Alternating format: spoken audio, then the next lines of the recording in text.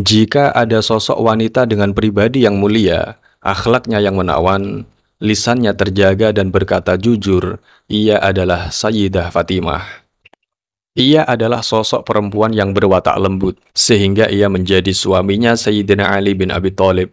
Bahkan ayah dan ibunya dijadikan figur atau teladan utama dalam kesehariannya. Bismillahirrahmanirrahim. Sayyidah Fatimah adalah putri bungsu di dalam keluarga Nabi Muhammad. Masa kanak-kanaknya berlalu dalam badai. Namun justru dalam cobaan yang dahsyat itu, Fatimah mampu menjadi seorang wanita besar. Masa kecil Fatimah bersamaan dengan amanat berat yang diterima ayahnya. Hidup yang penuh dengan perjuangan, kesulitan, serta cobaan berat. Semua menimpa keluarga Nabi. Masa kecil Fatimah bertepatan dengan tahun-tahun awal misi kenabian dan masa-masa awal turunnya amanat ilahi yang dalam menyampaikannya penuh kesulitan dan cobaan itu. Sementara ayahnya memikul amanat untuk menyadarkan umat manusia dan menghadapi kebencian musuh. Sang ibu, Khadijah, merawat suaminya yang tercinta dan sabar. Di antara putri-putri Rasulullah, Fatimahlah yang paling dekat dengan penderitaan itu. Ia memikul tanggung jawab amanat yang terletak di pundak ayahnya. Sebelum ayah Fatimah, Nabi Muhammad diutus sebagai nabi untuk menyampaikan risalah Islam. Jazirah Arab merupakan daerah padang pasir yang terbentang luas. Di dalamnya hidup suku-suku bangsa Arab yang hidup secara keras dan liar. Kekerasan suku-suku di Arab bisa jadi disebabkan oleh lingkungan hidupnya yang tandus. Mereka hanya dapat hidup dari beberapa oase atau telaga di tengah padang pasir, atau pada sungai-sungai kecil yang mengalir di celah batu-batu yang tandus, bahkan dari sumur yang sangat dalam. Suasana kering lebih akrab pada lingkungan padang pasir dengan curah hujan yang amat jarang. Karena itu, mereka harus berusaha keras untuk melangsungkan kehidupan mereka. Persaingan antar suku menjadi bagian tak terpisahkan dari bangsa Arab. Rasa kehormatan, ketinggian antara satu suku dengan suku lainnya menjadi bagian yang sangat kental. Orang-orang Arab sebelum Islam percaya bahwa dewa-dewa yang menguasai kehidupan mereka. Dewa-dewa itulah yang mereka gambarkan dalam bentuk patung-patung untuk disembah. Dewa Lata, Uzza adalah dewa yang paling tinggi, sangat diagungkan di tanah Arab dan sangat ditakuti. Tidak ada hukum kecuali ketakutan mereka terhadap dewa-dewa itu. Mereka memuja dewa-dewa yang mereka yakini dapat melindungi mereka dan memberi mereka rezeki. Sementara kemaksiatan merajalela terjadi di seluruh pelosok negeri di masa kejahiliahan itu. Salah satu sifat dari bangsa Arab sebelum Nabi Muhammad menyampaikan risalahnya adalah menganggap memiliki anak perempuan adalah aib, adalah cacat. Karena di samping perempuan kelak jika dewasa hanya pantas diberikan pada orang-orang terhormat, atau di tengah perjalanan hidupnya, wanita dianggap bisa mendatangkan aib keluarga jika ia tidak mampu menjaga kehormatannya, atau kemudian menikah dengan orang-orang yang tidak memiliki derajat. Menantu lelaki dianggap sebagai kuburan terbaik bagi seorang anak wanita. Nabi Muhammad SAW, beliau mengubah segala persepsi buruk tentang kehidupan bangsa Arab, termasuk perlakuan Nabi terhadap putrinya. Fatimah sangat revolusioner, bertentangan dengan perlakuan masyarakat kaumnya ketika itu terhadap wanita. Fatimah melihat dan merasakan ayahnya adalah sosok manusia yang beda dengan yang lainnya. Karena itu, Sayyidah Fatimah dengan bersemangat membela, memperjuangkan ayahnya. Dan Fatimah banyak belajar tentang kehidupan dari ayahnya sendiri. Mengapa mereka menyembah batu? Karena kebodohan. Termasuk membunuh anak-anak wanita? Ya. Mengapa mereka menganggap aib wanita? Bukankah ibu mereka seorang wanita? Itulah bentuk dari salah satu kebodohan yang dipelihara oleh budaya yang menyesat masyarakat kita. Mengapa kita harus menyembah Allah? Karena dialah yang menciptakan manusia dan alam semesta. Dia patut kita sembah karena dia telah menciptakan manusia sebagai makhluk yang berfikir. Dengan menyembah Allah yang Maha Kuasa dan mematuhi segala perintahnya, maka kehidupan manusia akan seimbang antara jiwanya dan alam lingkungannya. Manusia adalah khalifah di muka bumi, maka ia wajib menjaga keseimbangannya. Manusia yang beriman kepada Allah akan mendapatkan kebahagiaan hidup di dunia dan akhirat. Jangan engkau silau oleh kehidupan dunia sehingga melupakan akhiratmu. Banyak manusia terpana oleh pandangannya terhadap alam materi sehingga ia melupakan dirinya sendiri. Dan lebih parahnya lagi, ia melupakan perintah-perintah Sang Khalik.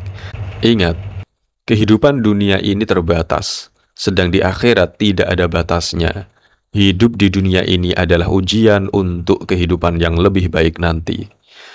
Pandangan hidup ini nantinya akan dijadikan model perubahan dunia tentang rasa keadilan dan kemanusiaan. Maka dalam kehidupannya, Fatimah benar-benar ditempa oleh pelajaran-pelajaran berharga mengenai kehidupan keluarganya, kerabatnya, dan lingkungannya.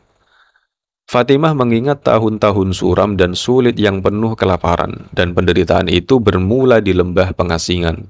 Seluruh keluarga Bani Hashim maupun keluarga Abdul Muthalib, suku ayah Fatimah berasal, diasingkan dan diboikot oleh kaumnya, kecuali Abu Lahab yang telah membelot ke pihak musuh. Laki-laki, wanita, entah tua muda, bahkan anak-anak digiring ke sebuah lembah yang tandus, panas dan kering. Sebuah pengumuman ditulis di sebuah kayu oleh Abu Jahal, tokoh kafir Quraisy yang menentang risalah Nabi Muhammad SAW. Atas nama semua orang kaya dan suku bangsa Quraisy, pengumuman itu ditempelkan di dinding Ka'bah. Pengumuman itu berbunyi, tak seorang pun boleh berhubungan dengan suku Bani Hashim dan keluarga Abdul Muthalib. Semua hubungan dengan mereka putus. Jangan membeli apapun dari mereka. Jangan menjual barang apapun kepada mereka. Jangan mengawini seorang pun dari mereka. Kemudian keluarga Muhammad dan sukunya serta para pengikutnya yang setia diusir dari Mekah. Hendak dibawa kemana kami? Tanya seorang tua dari suku Bani Hashim yang tiba-tiba diseret oleh orang-orang dari suku lainnya. Dan ia dijadikan satu dengan orang-orang dari Bani Hashim yang lain. Ke tengah gurun, kalian diasingkan di sana. Mengapa? Karena Muhammad mengajarkan Islam. Itu urusannya dia sendiri, kami tidak tahu menau. Kata orang tua itu membela diri. Selama kalian dari Bani Hashim tidak mampu mencegah Muhammad, kalian kami anggap sekongkol dengannya. Bagaimana dengan Abu Thalib? Dia termasuk yang harus ikut dalam pengasingan itu, karena dia sangat keras dalam membela keponakannya. Dan anaknya, Ali, terang-terangan membela Muhammad. Abu Thalib sedikit pun tidak mencegah. Mereka harus hidup dalam pengasingan di tengah gurun pasir yang ganas dan gundukan-gundukan bukit batu. Gua-gua atau kemah dari kulit binatang mereka jadikan tempat berteduh di antara teriknya mentari dan ganasnya badai gurun. Fatimah, putri Nabi yang terkecil dan masih kecil ikut merasakan penderitaan itu. Demikian juga kakak-kakak perempuan Fatimah, yakni Ummu Kulsum, Roqayyah, dan Zainab. Sebelum berangkat ke pengasingan mengikuti ayahnya, terjadi perdebatan antara Ummu Kulsum dengan suaminya, Utaibah. Mengapa kau memilih untuk menderita di pengasingan? Bukankah kamu di rumahku lebih enak? Semua ada. Aku tidak bisa membayangkan hidupmu akan menderita di sana. Betul, Utaibah. Di rumah ini, secara kekayaan aku tidak kekurangan apa-apa. Tapi kebahagiaan dan ketenangan jiwa tidak aku dapatkan di sini. Aku bosan dengan hidup penuh kebodohan dan kebohongan. Mengapa kalian menolak ayahku Muhammad yang ingin membimbing kalian pada kebenaran? Bahkan kalian hendak mengasingkannya. Bukankah yang terpenting bagi kita kekayaan dan kemuliaan? Lihat ibumu, Khadijah, dulu dia kaya, sekarang apa? Kata Utaibah. Benar. Ibuku sekarang tidak seperti dulu lagi, tapi batinnya lebih kaya daripada orang-orang kaya semacam kau. Aku melihat batinmu miskin, jiwa-jiwa masyarakat kita miskin batinnya. Wahai Utaibah, ikutilah ajaran ayahku. Kau jangan meracuni pikiranku, Ummu Kulsum. Aku cukup senang dengan ajaran orang-orang tua kita dulu. Kalau begitu ceraikanlah aku. Jika itu maumu, kau aku ceraikan. Ummu Kulsum setelah perceraian dengan suaminya karena mempertahankan keyakinannya, kembali ke rumah ayahnya. Kini ia ikut dalam pengasingan itu. Ia lebih suka bersatu dalam keyakinan, tinggal bersama dengan ayahnya yang gagah meski harus menanggung derita yang berat dan meninggalkan semua kemewahan dan kesenangan yang dijanjikan oleh kehidupan bersama Utaibah, suaminya yang kolot dan jahil. Mereka dipaksa mendekam di dalam penjara alam berbatu itu hingga kesepian, kemiskinan, kelaparan, serta kesulitan hidup menyertainya, memaksa mereka agar tunduk kepada berhala-berhala atau memilih mati. Mereka semua harus menahan siksaan, baik mereka yang telah menerima agama baru, Islam, maupun mereka yang belum menganutnya. Mereka yang belum menganut agama Islam tetapi memiliki semangat kebebasan, meskipun berbeda pendapat dengan Muhammad dan belum menerima paham tauhid, mau bersatu untuk melawan musuh. Mereka membela Muhammad dan meskipun belum mengenal Islam karena belum percaya penuh kepadanya, namun mereka telah mengenal Muhammad. Mereka percaya kepada kesuciannya dan tahu bahwa Muhammad tidak mementingkan diri sendiri. Mereka mengerti agama Muhammad itu, serta mendengar apa yang harus diutarakan mengenai kebenarannya. Mereka tahu bahwa Muhammad dengan tulus ingin membebaskan masyarakat, sementara sebagian besar penduduk Mekah lainnya demi melindungi kekayaan leluhur, kemewahan keluarga, kedudukan sosial serta kesehatan dan keselamatan jasmani, dan demi menghindari kesulitan, mereka berpihak pada para tokoh tua, Abu Jahal dan Abu Lahab, yang menentang keras ajaran yang dibawa Nabi. Mereka memandang dengan dingin penyiksaan para budak yang bernama Bilal, Ammar, Yasir, serta Sumayyah, dan tidak bergerak untuk membela. Selama tahun-menahun pemboikotan itu, mereka membiarkan saudara-saudara mereka dan para sahabatnya berada dalam kem tawanan yang terpencil itu tanpa pembelaan. Mereka menyibukkan diri dengan kehidupan ramai di kota, pasar, rumah, dan keluarganya. Mereka menghabiskan waktu bersama dengan para pemimpin penyembah berhala. Mereka bahkan bergabung bersama, meninggalkan tradisi dan merintis jalan baru yang lebih sesat. Beberapa tahun kemudian, penganut jalan dan kepercayaan mereka lebih banyak dibandingkan dengan pengikut agama Nabi sendiri. Sementara Muhammad dan para pengikutnya menjadi pergunjingan di mana-mana. Bagaimana kabar Muhammad dan pengikutnya? Mereka dalam kehidupan yang sulit dan sangat menderita. Biar mereka tahu rasanya, mengapa Tuhannya yang tidak nampak itu tidak menolong mereka. Muhammad mengajarkan kebohongan. Dia menyimpang dari ajaran nenek moyangnya dan orang tua kita. Bagi orang biasa, derita kelaparan yang telah mencapai titik tak tertahankan itu mampu menggoda kesadaran. Betapa yang dihadapi hanyalah sebuah bentuk kematian yang paling konyol. Namun bagi mereka, yang adalah memang orang-orang yang teruji, ini semua adalah upaya perjuangan bagi sebuah keyakinan. Kematian yang dihadapi adalah sebuah jalan terang. Di atas landasan semangat itulah mereka mampu dengan tabahnya bertahan. Beberapa orang yang masuk dalam pemboikotan itu meninggal dunia karena kelaparan dan penyakit. Pada suatu malam, Sa'ad bin Abi Waqqas, salah seorang sahabat Nabi yang ikut terkurung bersama warga muslim lain, merasakan kelaparan yang amat sangat. Kelaparan itu telah menyebabkan munculnya rasa pusing yang sangat hebat. Dan ketika berjalan di gelap, dia menendang sesuatu yang lunak dan basah. Barang itu dipungutnya dan tanpa pikir panjang, kemudian dia masukkan ke dalam mulutnya dan langsung ditelan. Sampai bertahun-tahun, Sa'ad masih belum mengetahui benda apa yang dia telan itu. Dalam keadaan seperti itu, orang dapat merasakan apa yang terjadi atas keluarga Nabi Muhammad. Semua anggota keluarga itu menahan siksaan lapar, kesunyian dan kemiskinan demi misi kenabian ayah Fatimah. Nabi sendiri memikul tanggung jawab atas nasib mereka. Apabila seorang anak menangis sakit karena lapar, Jika seseorang yang sakit menangis karena tidak ada obat dan makanan, jika seseorang baik laki-laki ataupun perempuan yang sudah lanjut usia sampai pada batas-batas kekuatan untuk menahan siksaan serta tekanan, menderita kelaparan, siksaan jasmani maupun siksaan alam lembah itu, selama 3 tahun mereka menyembunyikan semua penderitaan itu di dalam diri sendiri. Apabila berhadapan dengan Muhammad, mereka pura-pura menganggap tidak ada masalah. Kendati pun darah mengucur dari wajahnya. Meskipun menderita, mereka tetap setia, sabar hati, dan terus memelihara keyakinan serta kasih sayang.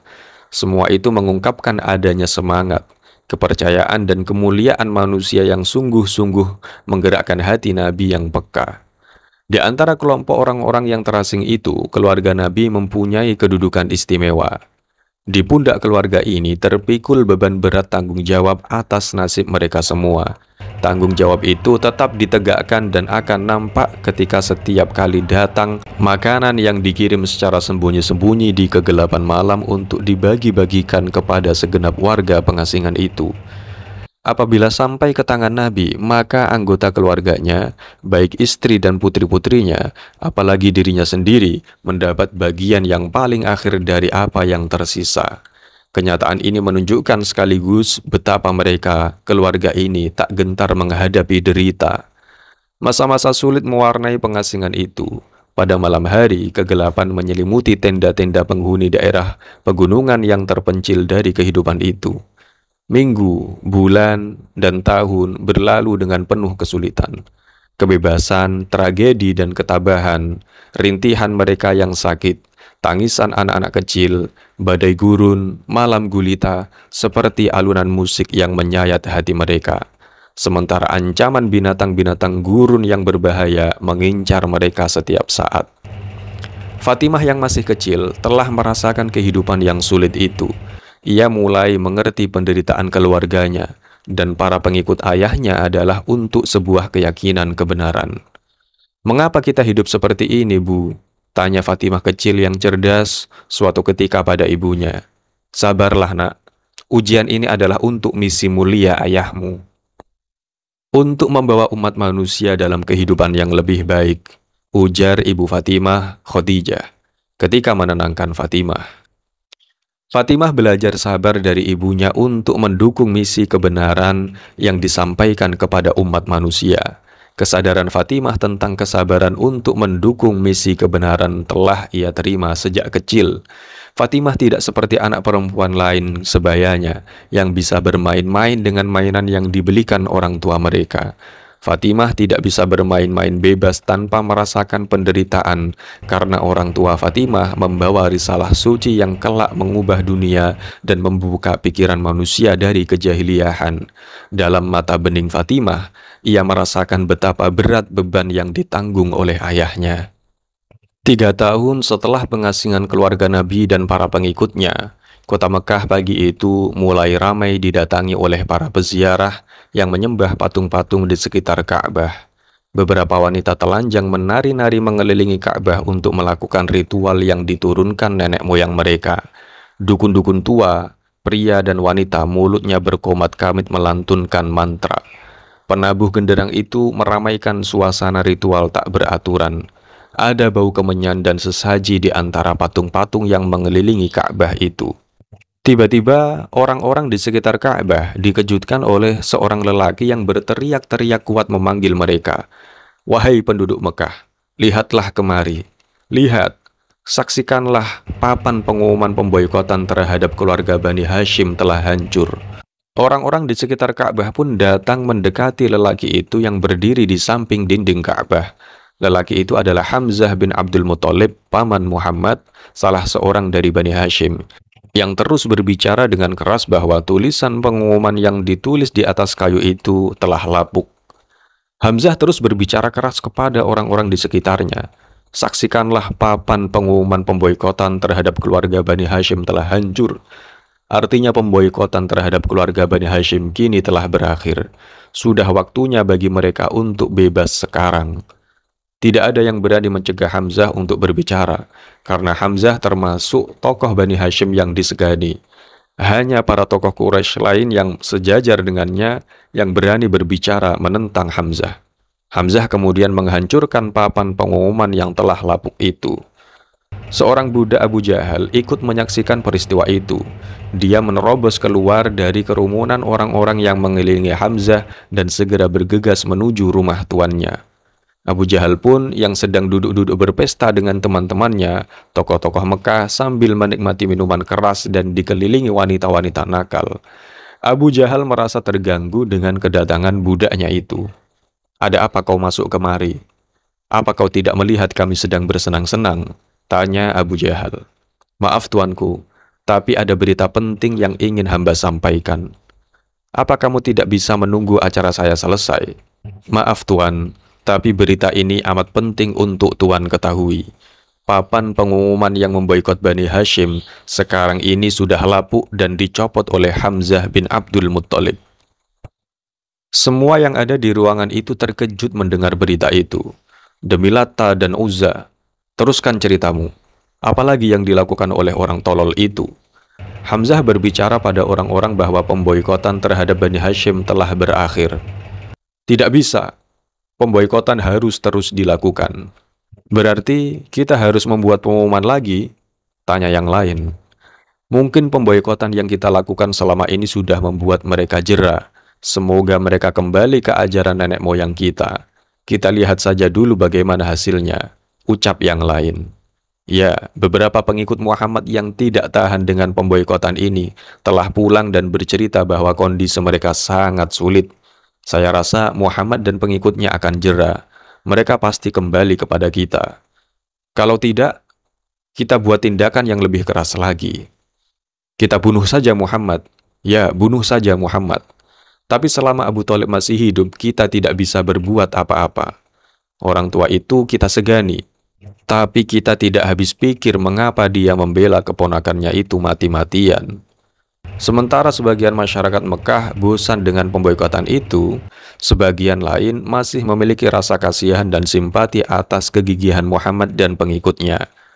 Hamzah merasa senang karena tindakannya tidak menimbulkan reaksi dari suku Quraisy lainnya. Artinya, orang-orang Quraisy telah jera dengan pemboikotan itu. Hamzah segera memacu kudanya menuju ke tempat pengasingan Muhammad dan Bani Hashim untuk menyampaikan berita gembira. Maka kebebasan untuk Nabi dan pengikutnya mereka dapatkan. Tahun-tahun suram dalam pengasingan pun berakhir. Nabi memperoleh kemenangan besarnya yang pertama kali atas suku Quraisy karena mereka terbebas tanpa harus melepas keyakinan mereka, sementara justru keyakinan itu semakin kokoh.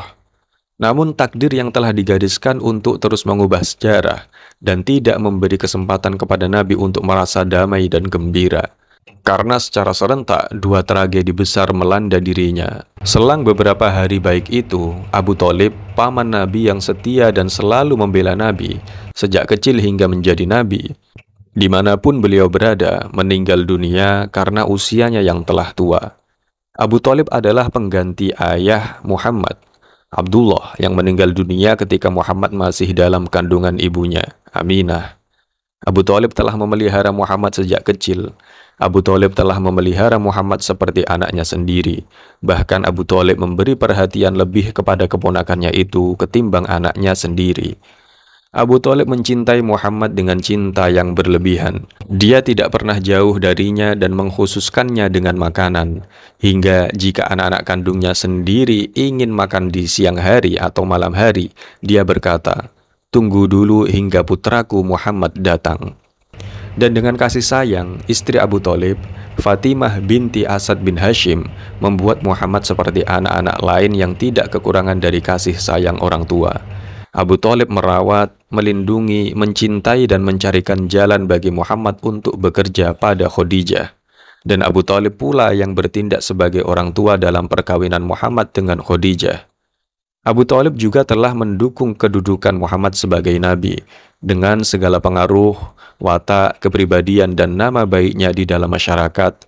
Bahkan Abu Thalib juga ikut merasakan kesusahan dan kelaparan dalam pengasingan selama 3 tahun dan tetap setia bersama keponakannya. Kini Nabi Muhammad telah kehilangan Abu Thalib, pelindung terhadap kemarahan, bahaya dan kebencian suku Quraisy. Para tokoh kafir Mekah gembira dengan meninggalnya Abu Thalib. Dan mereka merasa orang yang mereka segani yang menjadi pelindung Muhammad telah tiada. Artinya mereka bisa melakukan tekanan yang lebih keras terhadap Muhammad dan para pengikutnya. Abu Thalib meninggal. Demi Lata dan Uzza, berita ini sudah lama saya tunggu. Sekarang bagaimana? Kita tekan Muhammad dan pengikutnya untuk meninggalkan ajarannya. Mereka kita paksa untuk kembali pada ajaran nenek moyang kita. Ya, kalau perlu kita bunuh. Rasa duka kehilangan Abu Thalib masih belum hilang, menyusul duka yang lebih besar dengan kematian istri tercinta, Khadijah. Lengkap sudah, tahun itu menjadi tahun duka bagi Nabi dan pengikutnya. Wanita utama itu yang telah menyerahkan seluruh hidupnya, jiwa dan hartanya bagi tegaknya perjuangan Nabi. Bersama Khadijah, Nabi mulai merintis masa depan dunia yang lebih cerah dari kegelapan pemikiran-pemikiran jumud dan jahil yang penuh kebodohan. Bersama Khadijah pula, Nabi menemukan tempat berlabuh di dalam penat kehidupan. Beliau memperoleh kebaikan hati seorang sahabat dan kasih sayang seorang wanita yang baik hati. Khadijah yang dulu seorang wanita saudagar kaya, ikut menyaksikan keselamatan kaum muslimin, suami tercinta dan keselamatan putri-putri yang mulia dan setia itu. Khadijah bersyukur bahwa ujian berat pertama yang dihadapi keluarga dan kaum muslim telah berlalu. Khadijah sadar bahwa misi suaminya adalah misi kemanusiaan yang menyelamatkan manusia dari kehancuran dan menjadikan umat manusia masa depan menjadi lebih baik. Karena itu, harta dan jiwa ia serahkan untuk misi Islam. Meski ia kehilangan perniagaannya, namun ia merasa yakin bahwa suaminya dan pengikutnya akan menang dalam melawan kerasnya penentangan kaumnya terhadap misi kenabian di bawah suaminya itu. Khadijah merasa bahagia karena ia telah menjadi bagian dari pendukung misi kebenaran itu. Khadijah, ibu Fatimah, tenggelam dalam kesulitan dan revolusi yang dijalankan Muhammad. Muhammad hidup di tengah kesulitan dan revolusinya, perintah Allah dan masyarakatnya. Ketika Muhammad diangkat sebagai utusan Allah, Khadijah selalu bersama Nabi, maju selangkah demi selangkah. Dia berada di samping Nabi, mendampingi hati serta jiwanya. Selama masa-masa yang penuh kesulitan, rasa takut, bahaya, kesepian, selama bertahun-tahun yang penuh kebencian dan permusuhan, perang, pertarungan, serta pengkhianatan itu, Khadijah selalu bersama Nabi sejak saat pertama Nabi menerima wahyu Allah sampai akhir hayatnya. Dia menjadi bagian dan kehidupan Nabi. Dia serahkan semua hidup, kasih sayang, kepercayaan, pengorbanan, serta harta kekayaannya pada saat Nabi sangat membutuhkannya. Kini Khadijah memenuhi panggilan ilahi. Dan yang paling berat merasakan kehilangan Khadijah adalah Fatimah, putri bungsunya. Fatimah pernah merasakan hidup dalam gendongan ibunya, dan betapa dekat Fatimah dengan ibunya, dan betapa besar perhatian Khadijah kepada putri bungsunya itu. Fatimah tak pernah melupakan itu. Masa kecil Fatimah tumbuh saat tidak ada lagi pengaruh kekayaan ibunya, namun ia hidup dalam kedamaian ayahnya, dan kebahagiaan masa mudanya bersama saudara-saudaranya. Ketika menjelang semakin tua, Khadijah terlihat lemah. Kekayaan dan nasib baik telah digeser oleh kepapaan dan kesusahan, kebencian masyarakat, penghinaan kaum keluarganya, dan orang-orang asing. Fatimah ingat pada hari terakhir dalam hidupnya. Ibunya dengan cemas memandang dalam ke arah dirinya dengan penuh rasa prihatin. Khadijah mencemaskan Fatimah dan ayahnya yang sebentar lagi akan ia tinggalkan. Sambil terbaring di tempat tidur ditungguhi Fatimah, Khadijah berkata, "Apa yang akan kau lakukan setelah aku tiada, wahai anakku? Hari ini atau lusa hidupku akan berakhir." Khadijah terhenti bicara karena melihat mata Fatimah mulai berkaca-kaca.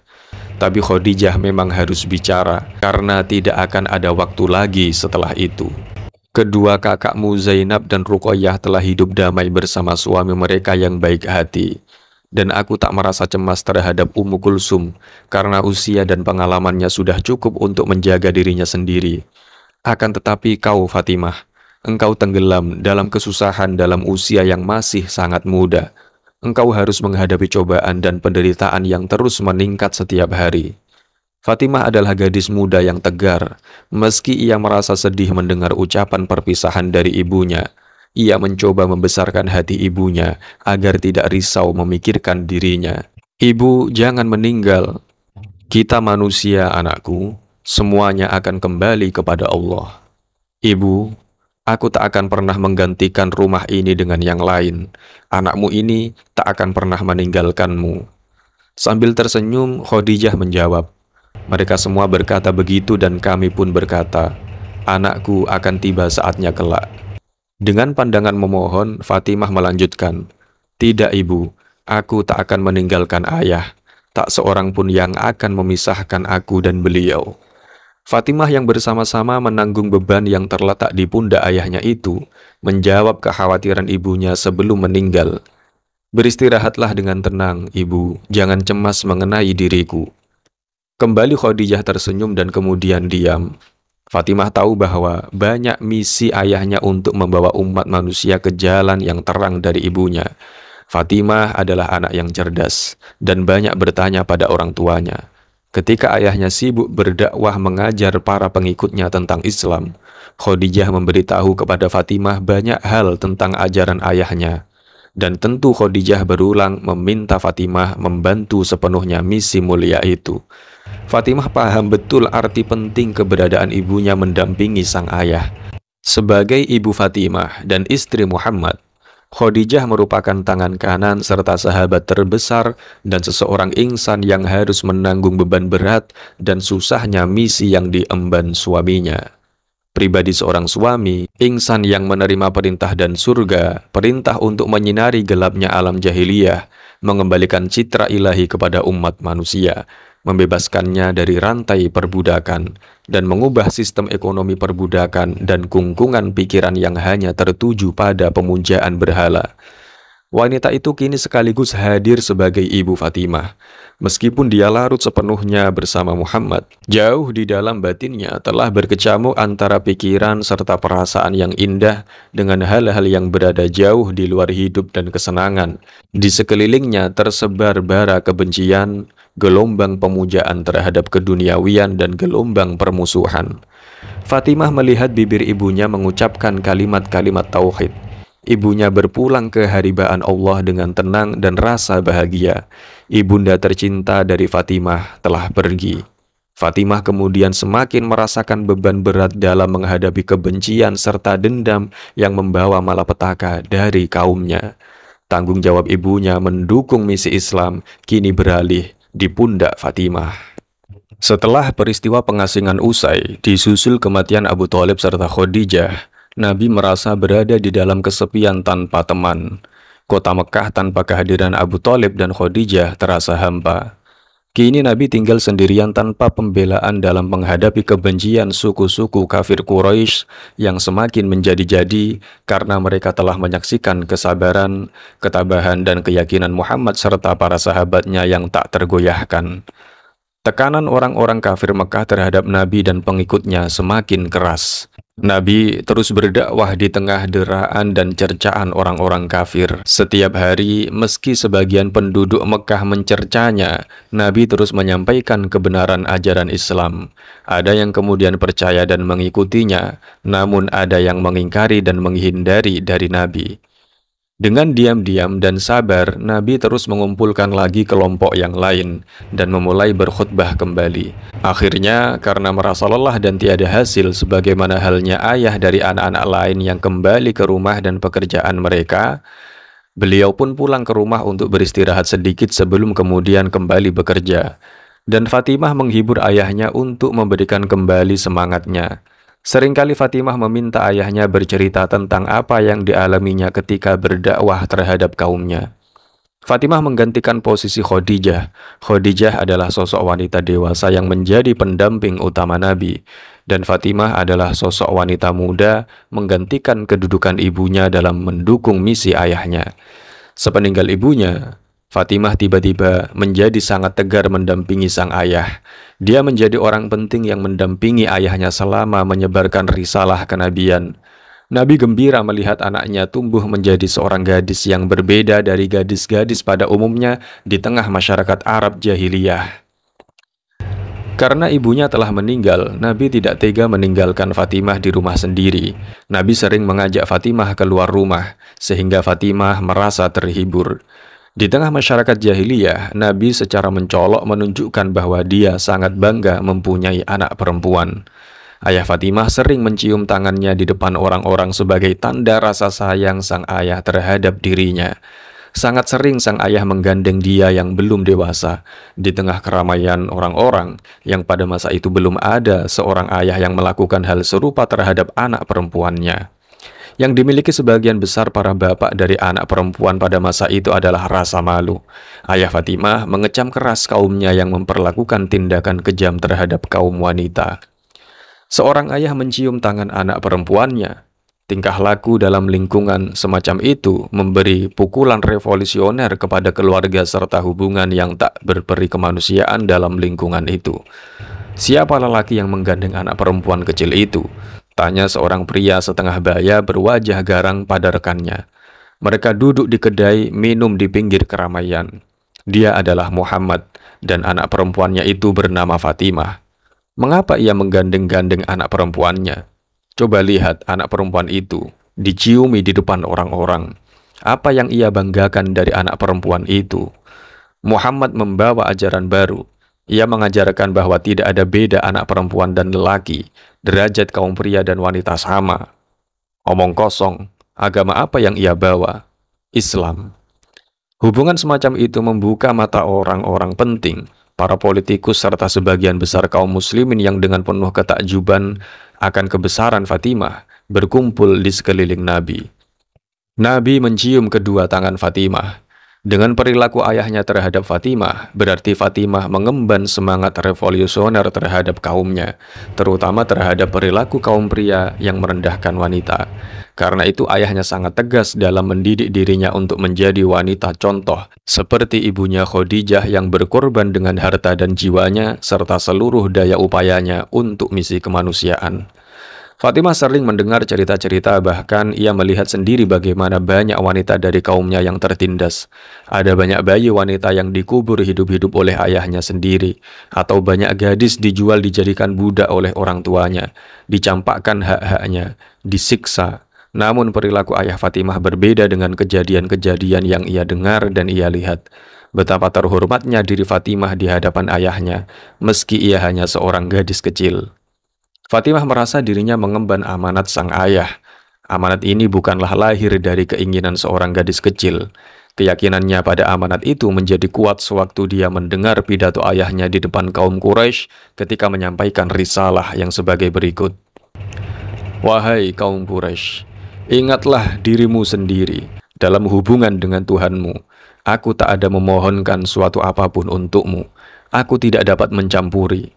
Wahai putra-putri Abdul Manaf, dalam hubungan dengan Tuhanmu, aku tak dapat memohonkan suatu apapun untukmu. Abbas bin Abdul Muthalib, dalam hubungan dengan Tuhanmu, aku tak dapat memohonkan suatu apapun untukmu. Wahai Sofiyah, putri Abdul Muthalib, wahai Fatimah, ambillah apapun yang kau kehendaki dari harta bendaku. Namun dalam hubungan dengan Tuhanmu, aku tak dapat memohonkan barang suatu apapun untukmu. Alangkah mengejutkan bahwa Nabi memohon kepada Fatimah di hadapan para pemimpin Quraisy maupun para pemimpin Bani Hashim serta keluarga Abdul Manaf. Fatimah, seorang gadis muda, dia sendiri dan hanya dia di antara keluarganya.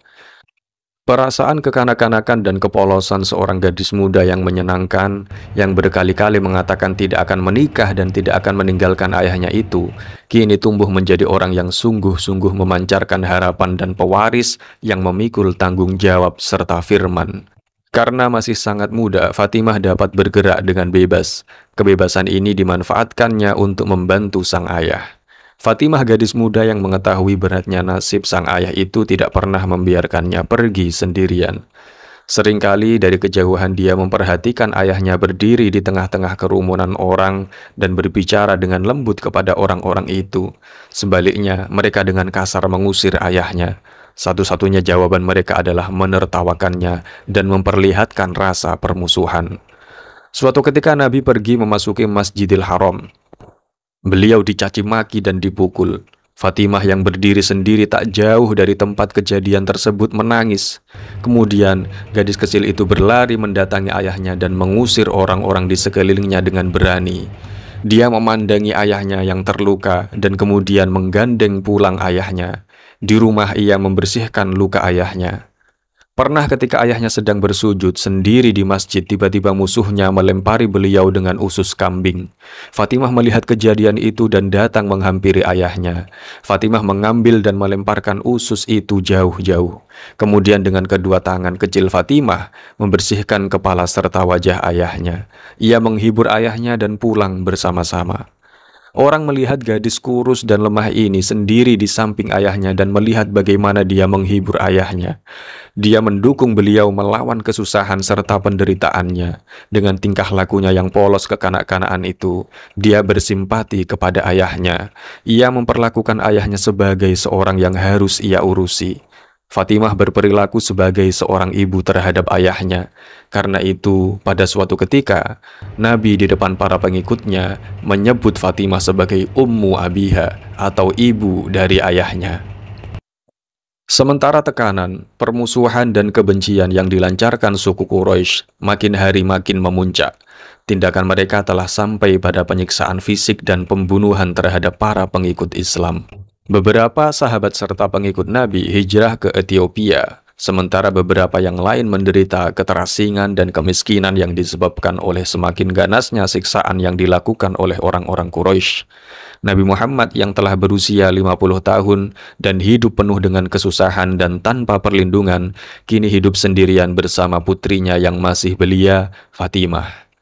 Fatimahlah yang paling berjasa dalam mengurangi beban siksaan itu, karena berkah yang diterimanya sebagai putri Rasulullah dan karena cinta, kasih, serta penghargaan yang telah diberikan kepadanya, maka dia menjadi orang yang mulia dan istimewa. Di tengah kehidupan Nabi Muhammad dan keluarganya, takdir telah menghadirkan seorang anak laki-laki, namun tak seorang pun tahu peran apa yang akan dimainkan olehnya. Dia adalah Ali putra Abu Thalib. Umurnya lebih tua kira-kira 10 tahun dari Fatimah. Sejak kecil Ali tidak hidup di rumah ayahnya dan tidak pula dibesarkan di sana. Sejak kanak-kanak dia hidup bersama ayah Fatimah dan dibesarkan di dalam lingkungan keluarga Muhammad. Secara tak terduga, nasib anak laki-laki ini dipertalikan dengan nasib gadis tersebut serta ayahnya. Karena mendiang Abu Thalib bukan termasuk orang yang mampu dan putranya banyak, maka Muhammad hendak membalas budi dengan meminta kepada Abu Thalib agar Ali bisa ikut dalam keluarganya. Maka jadilah Ali yang berusia 8 tahun itu menjadi bagian dari keluarga Muhammad. Sebagai bagian dari keluarga Muhammad, Ali mengalami pendidikan intelektual dan spiritual sejak usia masih sangat dini. Seperti kepada anak perempuan, Rasulullah mendidik Fatimah. Maka untuk anak lelaki, Muhammad telah mendidik Ali. Ketika Muhammad sering menyendiri di Gua Hiro, menjauh dari hiruk-pikuk kemaksiatan kaumnya, berpikir tentang masa depan dunia dan manusia yang saat itu gelap, Ali sering menemani. Seringkali Ali diperintah oleh Khadijah untuk mengantarkan makanan untuk suaminya, dan Ali tidak langsung pulang. Banyak pertanyaan yang diajukan oleh Ali kepada sepupunya. Mengapa Muhammad menyendiri? Mengapa Muhammad hendak berdialog dengan Allah? Mengapa manusia hidup bergelimangan kemaksiatan? Mengapa pikiran manusia menjadi gelap? Mengapa Muhammad hendak memperbaiki pemikiran manusia? Ketika di Gua Hiro turun ayat pertama yang mengangkat kenabian Muhammad, setelah Khadijah, Ali mendengar lebih dulu ayat-ayat itu yang dibacakan oleh Rasulullah padanya. Bacalah atas nama Tuhanmu yang menciptakan manusia dari segumpal darah. Bacalah demi Tuhanmu yang mulia yang mengajarkan manusia dengan kolam. Ali, putra Abu Thalib, meskipun dia mempunyai ayah kandung, tetapi mengharuskannya memilih hidup bersama saudara sepupu beserta putrinya. Jiwanya terlindung dari lingkaran kebodohan, sehingga ketika wahyu ilahi turun kepada Nabi, ia begitu siap menerimanya. Ali hadir sejak wahyu Allah pertama kali turun. Hadir pula lah anak ini sejak diawalinya misi Muhammad. Ali berumur 9 atau 10 tahun. Ketika pada suatu malam di rumah Nabi, dia masuk ke dalam kamar ayah dan ibu angkatnya, Muhammad dan Khadijah. Dilihatnya mereka sujud, duduk sebentar, kemudian berdiri sambil bibirnya komat-kamit seolah membaca sesuatu. Semua itu dilakukan bersama-sama. Mereka tidak melihat Ali masuk. Ali diam terpaku. Akhirnya setelah keduanya selesai, Ali bertanya, "Apa yang kalian lakukan?" Maka Rasulullah pun menjawab, "Kami baru saja sholat. Aku telah diutus sebagai Rasul untuk menyebarkan agama Islam dan mengajak orang-orang untuk menyembah Allah yang Maha Esa. Ali, sekarang aku mengajakmu untuk menyembahnya." Ali adalah anak lelaki yang cerdas, usianya masih 10 tahun, yang tinggal di rumah Nabi dan dilingkungi oleh kasih sayang serta kebesaran pribadi itu. Dia tidak pernah menyatakan setuju sebelum berpikir masak-masak. Itulah Ali. Kepercayaan harus terlebih dulu disaring melalui kearifan sebelum mengendap di dalam kalbu. Nada bicaranya seperti layaknya seorang bocah ketika berkata, "Izinkanlah aku berbicara kepada ayahku, Abu Thalib." Setelah itu Ali masuk ke dalam kamarnya dan berbaring. Ajakan Muhammad itu bukanlah sekedar ajakan biasa yang dapat begitu saja diterima, meskipun waktu itu usianya masih sangat muda. Sampai fajar menyingsing, Ali tetap terjaga sambil terus berpikir. Tapi Ali mengenal betul saudara sepupunya, Muhammad tidak pernah berdusta, dan Khadijah adalah wanita yang sangat baik hati. Kasih sayang kedua orang itu telah melembutkan hati Ali. Malam itu tak seorang pun tahu apa pengaruh kata-kata Nabi terhadap bocah ini. Yang jelas keesokan harinya, dengan langkah-langkah ringan tapi mantap, Ali berjalan dan berhenti di depan pintu kamar Nabi. Ketika Nabi melihat Ali datang kepadanya, Nabi bertanya, "Bagaimana Ali?" Ali menjawab, "Semalam aku berkata dalam hati, Allah menciptakan diriku tanpa terlebih dulu meminta nasihat kepada Abu Thalib. Jadi mengapa kini aku harus meminta nasihat untuk menyembah Allah? Ceritakanlah kepadaku tentang Islam, wahai saudaraku." Sejak saat itu, Ali menjalani hidup berdasar ajaran Islam. Dia adalah seorang anak muda pertama dan orang kedua yang masuk Islam setelah Khadijah. Seluruh hidupnya diabadikan demi tujuan Islam. Dia menjadi simbol yang mengagumkan dari insan yang patuh pemuja Allah, setia kepada Rasulullah, dan merupakan sahabat umat manusia, serta setia pada semangat juangnya. Dia berpadu hati dan sejalan pikiran dengan Nabi dalam berbagai hal, baik yang tersembunyi maupun yang maujud. Semua orang mengetahui hal ini. Namun Muhammad jauh lebih mengetahuinya.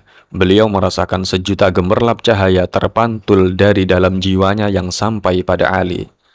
Tentang misi ajaran Nabi Muhammad, Ali berkata, Allah mengutus Nabi Muhammad di saat manusia sedang tersesat dalam kebingungan dan sedang bergerak ke sana-sini dalam kejahatan. Hawa nafsu telah menyelewengkan mereka dan tipu daya telah menyimpangkan mereka. Kejahilan yang amat sangat telah membuat mereka menjadi bodoh. Mereka dibingungkan oleh ketidakpastian permasalahan dan kejahatan. Kemudian Nabi SAW berusaha sebaik-baiknya dalam memberikan kepada mereka nasihat yang tulus. Beliau sendiri berjalan di jalan yang benar dan memanggil mereka kepada kebijaksanaan dan nasihat yang baik. Ketika tekanan dari kaum kafir di Mekah semakin kuat, Rasulullah berkata pada Fatimah bahwa mereka akan berpindah dari Mekah ke Yasrib. Mereka perlu orang-orang baru yang mendukung misi mereka. Orang-orang yang merasa suku mereka lebih unggul dari suku yang lainnya. Orang-orang Yasrib memberikan harapan karena mereka tidak memiliki kepentingan kesukuan seperti orang-orang Quraisy yang keras membela tradisi leluhur mereka. Hijrah dimulai. Kaum muslim yang jumlahnya tidak begitu banyak dengan diam-diam bergerak menuju Yasrib. Orang kafir Mekah mendengar adanya hijrah kaum muslim ke Yasrib. Para tokoh mereka dari berbagai suku kemudian mengadakan rapat kilat membahas masalah hijrahnya kaum muslimin. Mereka tampaknya mencari dukungan di Yasrib. Ini tidak boleh kita biarkan. Kita harus mencegah. Muhammad harus kita halangi pergi dari sini. Kita kurung dia di suatu tempat yang dijaga ketat dan tidak ada yang boleh berhubungan dengannya. Kita asingkan lagi dia. Kita bunuh saja Muhammad, selesai semua urusan, kata salah seorang ketua suku dalam pertemuan itu. Tapi Bani Hashim pasti tidak akan rela jika kita bunuh Muhammad. Mereka akan terus membalas dendam. Bagaimana kalau setiap suku dari kita mengirim seorang untuk membunuh Muhammad bersama-sama? Maka jika Bani Hashim tidak menerima, mereka akan menghadapi kita bersama-sama. Ujar seorang tua yang menjadi peserta pertemuan itu. Sebuah ide yang bagus. Apakah Muhammad masih ada di Mekah? Ya, saya dengar dia masih ada di sini. Kalau begitu cepat kita kirim setiap suku kita satu orang, termasuk seorang dari Bani Hashim yang tidak suka dengan Muhammad. Kita bunuh dia malam ini juga. Berita rencana pembunuhan telah sampai pada Nabi. Malam itu juga Nabi sudah harus keluar dari rumahnya. Di rumah Nabi hanya ada Ali. Fatimah telah mengungsi di rumah saudaranya. Di tengah malam hari yang sepi, rumah Nabi telah dikepung oleh utusan setiap suku yang bertugas membunuh Nabi. Mereka tidak segera masuk karena menunggu beberapa lainnya yang belum tiba. Tidurlah engkau di tempat tidurku, wahai Ali. Nabi berbisik kepada Ali untuk mensiasati kepungan 15 orang laki-laki utusan setiap suku di Mekah. Baik ya Rasulullah, tapi apakah engkau akan selamat keluar dari rumah ini? Insya Allah, berhati-hatilah. Bawalah besok Fatimah dan wanita-wanita lainnya menyusul aku. Kita bertemu di Yasrib. Tanpa diketahui para pengepungnya yang mengira Nabi masih tertidur, Nabi keluar dari rumahnya dengan membawa bekal secukupnya. Di jalan, di tengah kegelapan malam, Nabi bertemu dengan seorang sahabatnya, Abu Bakar. Maka berangkatlah mereka berdua meninggalkan Mekah. Bagaimana? Apakah Muhammad masih ada di dalam? Bisik salah seorang kepada rekannya yang sedang mengintip.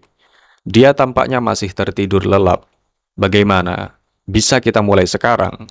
Apakah kita sudah lengkap? Belum, masih kurang satu. Sial, mengapa dia tidak datang-datang? Kita sudah ngantuk di sini. Ya, aku juga mengantuk.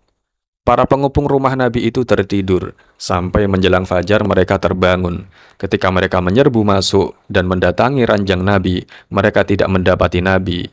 Ali melompat berdiri dari tempat tidur Nabi dan menatap mereka. Apa yang kalian inginkan? Mengapa kalian masuk tanpa izin?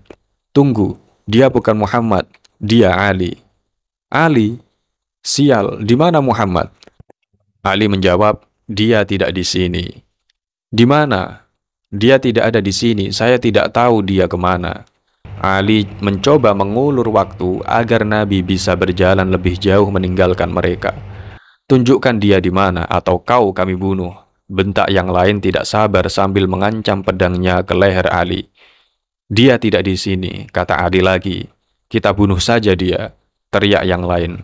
Kalau kita urusi orang ini, kita bisa terlambat mengejar Muhammad. Bukan Ali yang kita cari, tapi Muhammad, kata yang lainnya. Salah seorang dari mereka tidak sabar. Dia pasti sudah pergi. Mari kita kejar, kita jangan sampai kehilangan dia. Dia pasti belum jauh. Mereka meninggalkan Ali bergegas keluar dari rumah Nabi. Mereka menunggang kuda yang dipacu cepat untuk mengejar Nabi yang menuju ke arah Yasrib. Hampir saja mereka menemukan Nabi SAW bersama Abu Bakar. Allah menyelamatkan mereka yang bersembunyi di Gua Sur. Nabi pun sampai dengan selamat di Yasrib. Nabi disambut dan dieluk-elukan oleh penduduk Yasrib yang telah Islam. Sementara sebagian rombongan kaum muslim dari Mekah yang lain telah terlebih dahulu tiba. Sedang di belakang akan menyusul rombongan lainnya. Ali selamat dari pembunuhan itu. Keesokan harinya ia berangkat bersama rombongan yang sebagian besar adalah wanita keluarga Nabi, di antaranya Fatimah binti Asad, ibunya, Fatimah binti Rasulullah, Fatimah binti Hamzah, serta keluarga Nabi lainnya. Semua rombongan itu dipimpin oleh Abu Waqid yang memimpin rombongan dengan kasar dan membentak-bentak para wanita itu agar bergerak cepat. Kemudian Ali berkata kepada Abu Waqid, "Wahai Abu Waqid, janganlah kamu bersikap kasar kepada mereka. Mereka adalah wanita." Abu Waqid menjawab, "Aku takut kaum Quraisy dapat menyusul kita." Ali berkata, "Biarlah saya yang menggantikanmu. Nabi telah berkata kepada saya, wahai Ali, sesungguhnya sejak sekarang mereka tidak dapat menyusulmu untuk menimpakan sesuatu yang kamu tidak suka."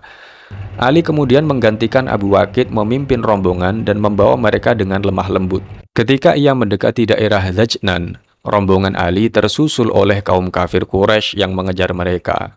Pengejar mereka terdiri dari 8 orang berkuda dan dipimpin oleh Huwairis bin Naqiz.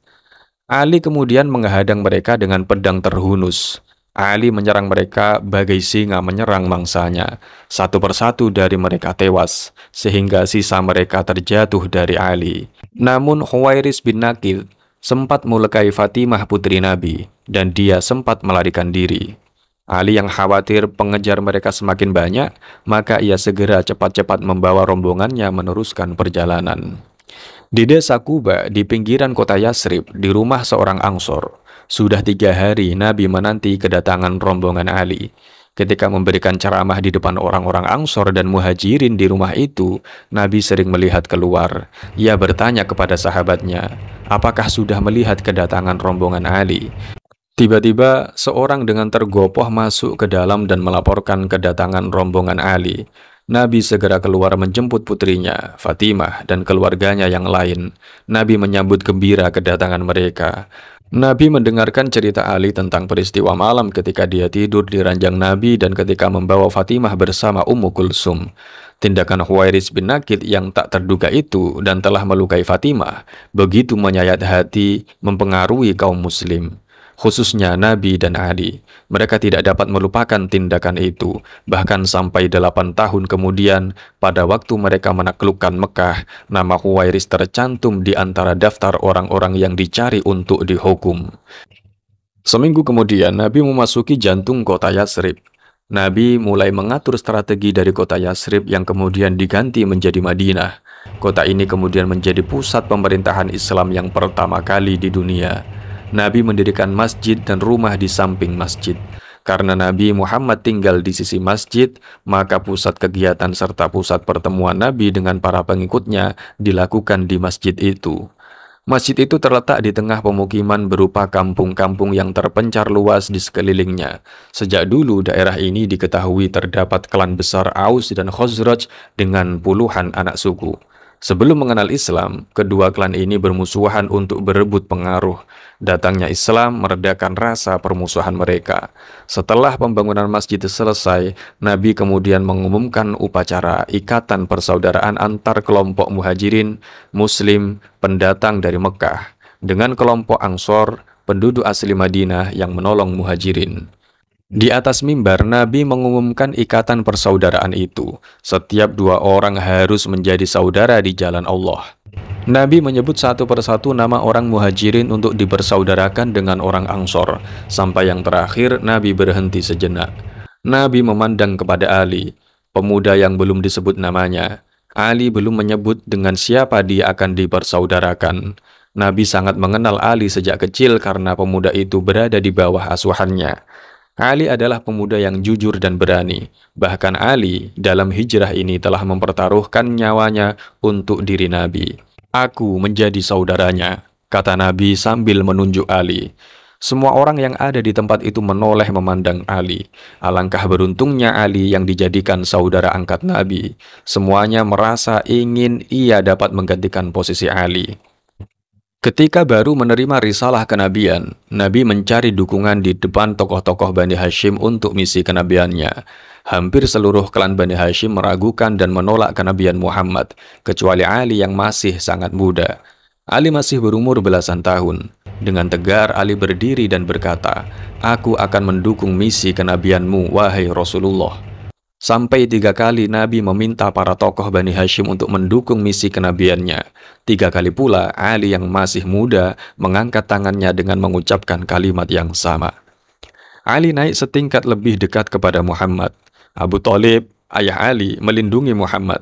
Muhammad dibesarkan di rumah Ali. Ali dibesarkan di rumah Muhammad bersama Fatimah, putri Muhammad. Ali dibesarkan di pangkuan Khadijah, ibu Fatimah. Anak Abu Thalib, putra paman Muhammad, dan anak Muhammad kini telah pantas dijadikan saudara. Pada awal tahun kedua Hijriah, Ali mendapatkan sebuah rumah di sebelah Masjid Kuba, 8 km sebelah selatan Madinah. Hari-hari dilakukan Ali dengan ibadah dan perjuangan menyebarkan ajaran yang dibawa oleh Nabi. Ali hidup dibesarkan oleh Nabi dengan gemblengan yang sangat berat. Dengan digembleng semacam ini, Ali menjadi pribadi ulet yang mengemban peran sulit yang harus dimainkannya pada masa hijrah, agar ia dapat ikut serta dalam perang-perang Badar, Uhud, Khaybar, Fatah, dan Hunain, menjamin keberhasilan revolusi Islam dan masa depan Islam. Sementara Fatimah telah memenuhi janjinya. Di dalam rumah tangga ayahnya, dia hidup sendiri dan tenang. Dia menolak lamaran Abu Bakar dan lamaran para sahabat Nabi yang lain. Semua sahabat menyadari bahwa Fatimah mempunyai jalan hidup yang sangat khusus, dan mereka pun menyadari bahwa Nabi tidak akan pernah mengawinkan Fatimah tanpa lebih dulu berunding dengannya. Waktu kecil, Fatimah tumbuh bersama-sama Ali. Fatimah menganggapnya sebagai kakak tercinta, dan mereka berdua bagai kupu-kupu tercinta yang mengelilingi ayahnya. Nasib mempersatukan mereka dengan alasan dasar yang bersifat sangat khusus. Keduanya tidak terikat pada rantai-rantai jahiliyah. Sejak semula, mereka berdua tumbuh bertepatan dengan dimulainya misi Nabi. Mereka berkembang di bawah cahaya wahyu Allah. Bagaimana perasaan Fatimah terhadap Ali? Apa yang tumbuh dan dalam perasaan Ali yang besar dan gagah berani itu terhadap Fatimah? Mungkin dapat dirasakan, namun sulit untuk mengungkapkannya. Dapat dibayangkan betapa perasaan rumit yang tumbuh dengan keyakinan, cinta kasih, ketabahan hati, ibadah serta kebaikan hati seorang kakak dan adik yang mempunyai kepercayaan sama dan kemiripan jiwa. Mereka bersama-sama menanggung kesulitan serta masalah-masalah yang telah digariskan oleh takdir. Sebagai teman seperjalanan, selangkah demi selangkah, saat demi saat sepanjang hidupnya, mereka mendapatkan berkah dan buah inspirasi yang terpadu dengan keyakinan. Mengapa Ali diam saja? Mengapa Ali tidak mengungkapkan perasaannya ini? Ali sudah berusia 25 tahun, sedangkan Fatimah sendiri telah memasuki usia remaja. Fatimah telah menyerahkan hidupnya bagi ayahnya. Dia berperan sebagai orang yang menjalankan kewajiban rumah tangga ayahnya.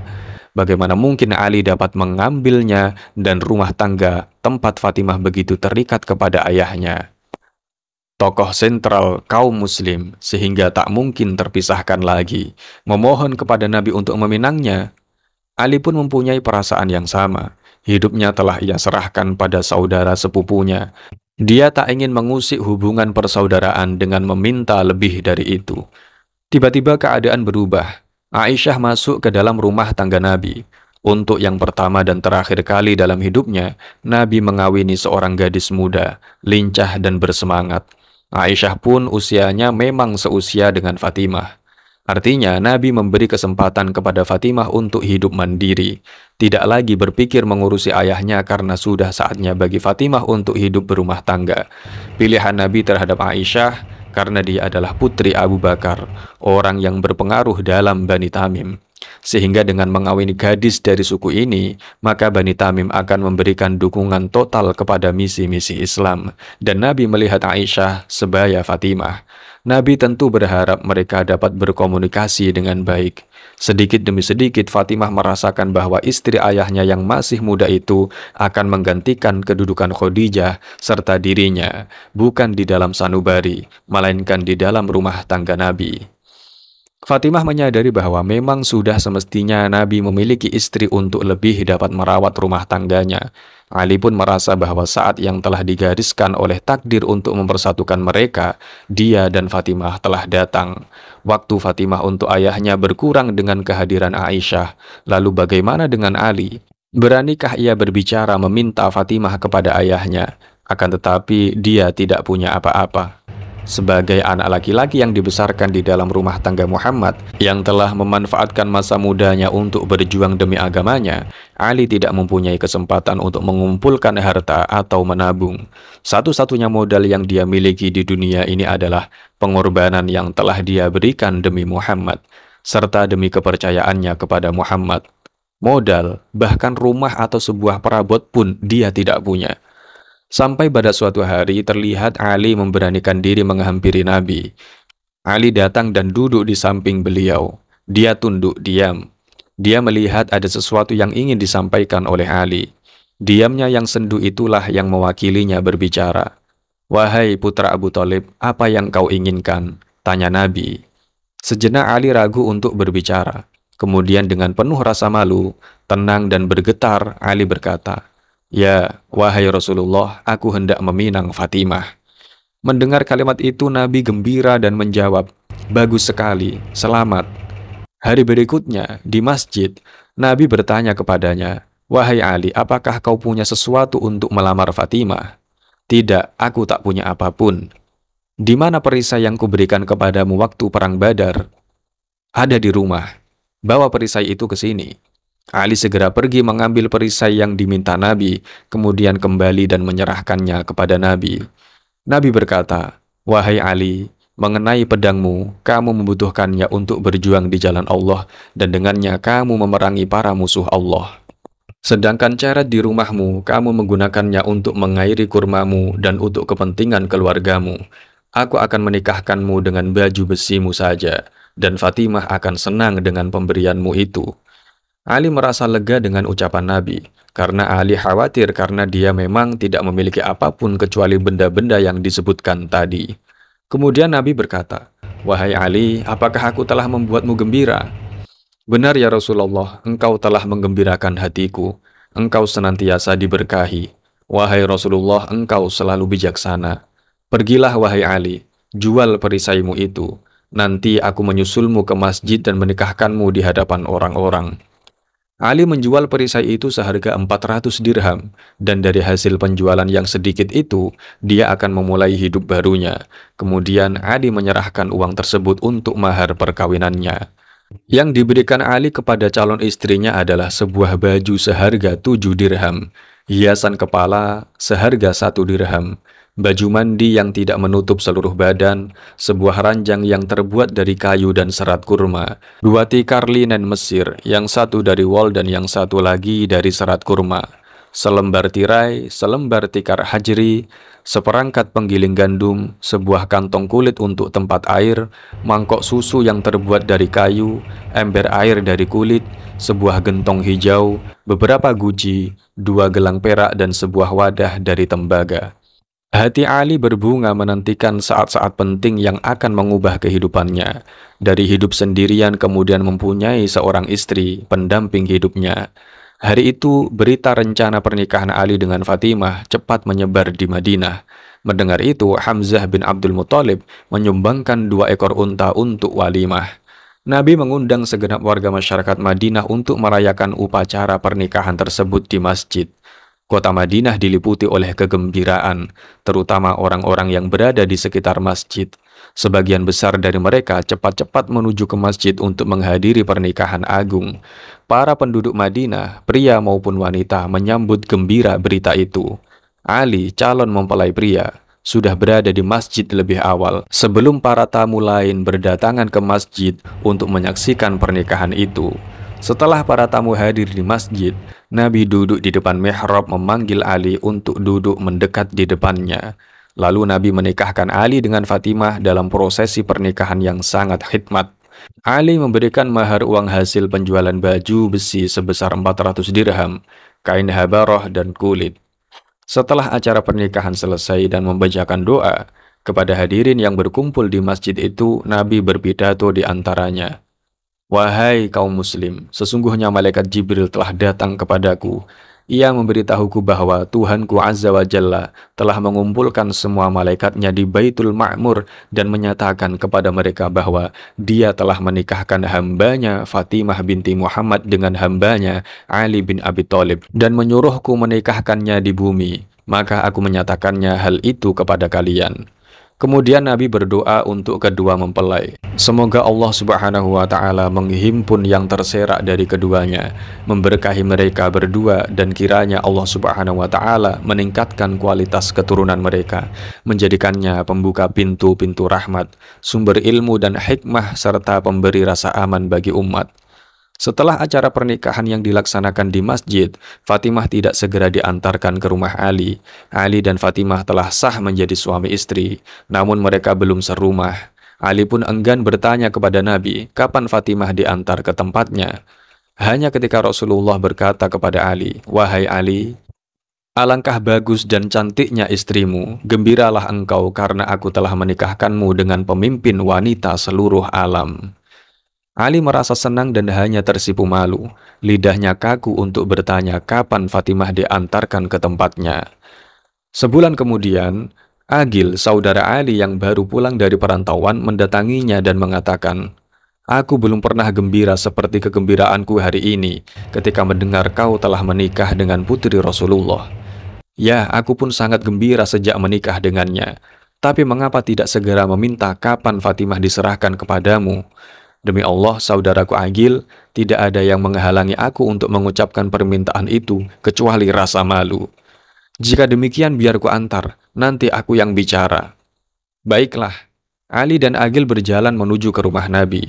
Di tengah jalan, mereka bertemu dengan sahaya keluarga Nabi, Ummu Aiman. Lalu Agil mengutarakan maksud mereka untuk bertemu Nabi. Ummu Aiman berkata, "Jangan, biar saya yang berbicara. Untuk urusan ini, perkataan perempuan akan lebih baik dan menyentuh hati lelaki." Ummu Aiman kemudian memberitahu kepada istri-istri Nabi tentang rencana Ali yang hendak meminta istrinya untuk diserahkan kepadanya. Keesokan harinya, para istri Nabi berkumpul. Salah seorang istri Nabi, Ummu Salamah, menjadi juru bicara. Dengan nada suara merendah, ia berkata, "Wahai Rasulullah, kami berkumpul di sini karena suatu urusan. Seandainya Khadijah masih hidup, tentu ia akan senang melihatnya." Mendengar nama Khadijah disebut, Nabi merasa terharu sampai meneteskan air mata. Nabi berkata, "Khadijah, di mana orang yang seperti Khadijah? Ia membenarkan aku ketika semua orang mendustakan aku. Ia membantu aku dalam urusan agama Allah, menolongku dengan hartanya. Sesungguhnya Allah Subhanahu wa Ta'ala menyuruhku untuk memberi kabar gembira kepada Khadijah dengan sebuah rumah di surga dari zumrud, yang di dalamnya tidak ada hiruk pikuk dan kelelahan." Kemudian Ummu Salamah berkata, "Wahai Rasulullah, sesungguhnya engkau tidak menyebut suatu perkara mengenai Khadijah, memang demikian adanya. Hanya saja beliau telah pergi keharibaannya dan Allah telah membahagiakannya. Semoga Allah mengumpulkan kami dan dia di dalam tingkatan-tingkatan surganya, dalam keridhoannya dan rahmatnya. Wahai Rasulullah, ini saudaramu dalam agama dan anak pamanmu dalam keturunan, Ali bin Abi Thalib, berharap agar istrinya, Fatimah, masuk ke tempatnya dan berkumpul dengannya." Nabi berkata, "Mengapa bukan Ali sendiri yang bicara kepadaku?" "Karena dia malu, wahai Rasulullah." Nabi menyuruh Ummu Aiman yang ikut berkumpul di ruangan itu untuk memanggil Ali. Ketika Ummu Aiman keluar dari rumah Nabi, Ali sudah menunggu di depan. "Ummu Aiman, bagaimana kabarnya?" "Beliau setuju, engkau dipanggilnya." Ali bersyukur mendengar kabar itu. Ia pun masuk ke dalam rumah. Para istri Nabi menyingkir memberi kesempatan pada Ali untuk menghadap Nabi. Di hadapan Nabi, Ali tertunduk malu. Nabi bertanya, "Apakah benar engkau menghendaki istrimu diantar ke rumahmu?" "Benar ya Rasulullah." Ali menjawab pelan, "Baiklah Ali, aku akan mengantarkannya malam ini atau besok." Nabi kemudian meminta kepada istri-istrinya untuk menghias Fatimah. Fatimah merasa malu untuk bertemu dengan Ali. Meski ia tahu bahwa Ali telah menjadi suaminya, dan meski Fatimah tahu segala apa yang harus dijalaninya adalah sebuah hukum alam dan kehendak Allah yang tak layak dihindari. Nabi pun menyuruh Ummu Salamah mengiringi mempelai wanita ke rumah Ali. Kemudian Bilal mengajak orang-orang untuk melaksanakan sholat maghrib. Sesudah sholat, Nabi pergi ke rumah Ali. Fatimah diiring beberapa wanita muhajirin dan ansor. Nabi kemudian memanggil kedua mempelai untuk mendekat kepadanya. Lalu Nabi memegang tangan Fatimah dan tangan Ali dan menyatukan kedua tangan itu ke dada Nabi seraya berkata, "Semoga Allah memberkahi kalian. Wahai Ali, sebaik-baik istri adalah Fatimah. Wahai Fatimah, sebaik-baik suami adalah Ali." Rasulullah SAW menyuruh putri-putri Abdul Muthalib dan para wanita muhajirin dan ansor untuk menemani Fatimah.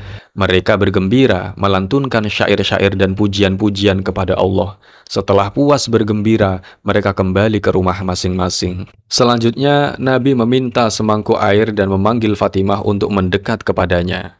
Lalu Nabi memercikkan air itu ke atas kepala dan tubuh Fatimah.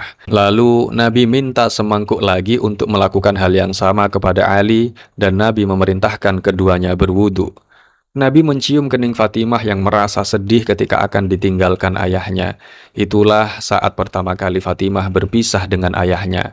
Fatimah merangkul tubuh ayahnya dan menangis. Kutinggalkan engkau bersama orang yang paling kokoh keyakinannya, seorang lelaki yang paling berilmu di antara orang-orang yang berpengetahuan, yang paling bermoral di antara yang beradab, dan lelaki pertama yang beriman dengan keutamaan di antara mereka yang mukmin. Nabi menghibur Fatimah. Ketika di depan pintu, sambil berpegang pada sisi pintu, Nabi berdoa, "Semoga Allah menyucikan kalian berdua dan keturunan kalian. Aku akan menghormati orang yang menghormati kalian berdua, dan memerangi orang yang memerangi kalian. Aku titipkan kalian kepada Allah." Ketika hendak keluar, Rasulullah melihat seorang wanita tua hendak masuk ke rumah Ali. Rasulullah menegur, "Siapa engkau?" "Saya, wahai Rasulullah, Asma," jawab wanita tua itu. Wanita itu adalah Asma binti Umais, sahabat mendiang ibu Fatimah, Khadijah. "Bukankah aku telah memerintahkan kalian untuk pulang?" "Benar. Saya tidak bermaksud menentang perintahmu, wahai Rasulullah. Hanya saya telah berjanji pada Khadijah. Ketika menjelang wafatnya, sangat mengkhawatirkan putrinya sehingga menangis. Saya bertanya kepadanya, 'Mengapa engkau menangis? Bukankah engkau pemimpin wanita di seluruh alam, istri Nabi, dan melalui lisannya engkau telah diberi kabar gembira akan masuk surga?' Ia menjawab pertanyaanku, 'Wahai Asma, bukan karena itu aku menangis. Namun seorang wanita pada malam perkawinannya membutuhkan wanita lain yang akan memberitahukannya dan membantunya untuk keperluan-keperluannya. Fatimah masih kanak-kanak. Aku takut saatnya tiba nanti, tidak ada yang mengurusi urusannya.' Saya pun berkata kepadanya, 'Wahai Khadijah, aku berjanji kepadamu, jika aku masih ada saat itu, aku akan menggantikan kedudukanmu dalam urusan ini.' Mendengar cerita itu, Nabi meneteskan air matanya, teringat kebaikan Khadijah dan kekhawatiran mendiang istrinya itu terhadap putrinya. 'Karena itulah engkau berada di sini, ya wahai Rasulullah, demi Allah. Semoga Allah memberkatimu.' Perpisahan dengan ayahnya adalah merupakan awal babak kedua dari kehidupan Fatimah. Nasib menggariskan kesulitan serta penderitaan baru bagi manusia terkasih dan berharga ini. Dibesarkan dalam keadaan miskin dan kesulitan-kesulitan yang dihadapi rumah tangga ayahnya, Fatimah kini berada di tengah-tengah rumah tangga Ali. Rumah tangga yang hiasan dan perabotan satu-satunya adalah kasih sayang dan kesederhanaan. Ali dan Fatimah saling mencintai karena Allah. Mereka mencintai dalam diam, menjaga cintanya, dan Allah satukan dalam ikatan suci pernikahan. Semoga dengan adanya kisah ini, kita dapat mentauladani peri kehidupan anak dan menantu Rasulullah SAW ini. Sekian dari kami, apabila banyak kesalahan, mohon maaf yang sebesar-besarnya. Al-haqqu min rabbika falatakunana minal mumtarin. Wassalamualaikum warahmatullahi wabarakatuh.